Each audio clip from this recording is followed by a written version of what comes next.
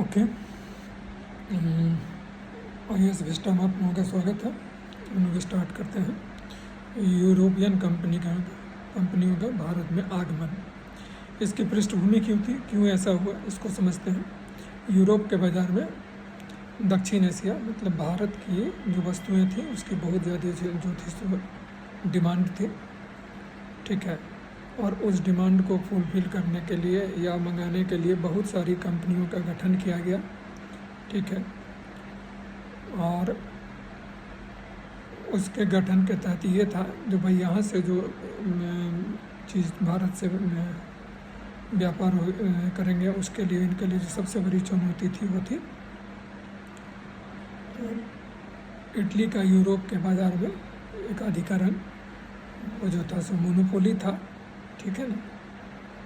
और उसमें जो सबसे बड़ा चुनौती आ रहा था सबसे बड़ी चुनौती जो थी वो थी 1453 में बाइजेंटाइन एम्पायर जो थी कुस्तुनतुनिया की, ठीक है।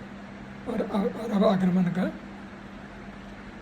एवं कब्जा, यूरोप से दक्षिण एशिया आने वाले जल और स्थल दोनों मार्गों का प्रवेश द्वार था, तो वहाँ पे उसका कब्जा हो गया। यूरोप से दक्षिण एशिया आने वाले अरबों ने यूरोप के व्यापारिक गतिविधि को पूर्णतः बंद कर दिया।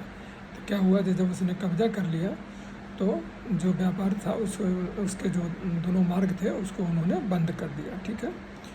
तो अब क्या था, जो व्यापारिक बंदी के पश्चात यूरोप के राजवंशों में व्यापारियों को एक नवीन जल मार्ग की ज़रूरत थी। इसी कालखंड में नए साहसी एवं नवीन भौगोलिक खोज भी हुए, ठीक है। और इसी पृष्ठभूमि के तहत इसी के हिसाब से जो है सो भारत में पुर्तगालियों का सबसे पहले आगमन हुआ। भारत पहुंचने वाले नवीन जल मार्ग की खोज प्रमुख योगदान जो था पुर्तगाल के राजा जो थे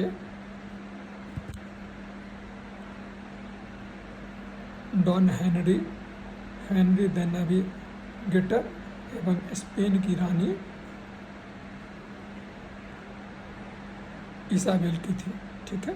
इस भौगोलिक खोज में चीनी निर्मित कंपास, जिसको कि दिक्सूचक कहा जाता है, एवं यूरोप में निर्मित मानचित्र ने प्रमुख भूमिका निभाई। इस यात्रा क्रम का प्रथम यात्री क्रिस्टोफर कोलंबस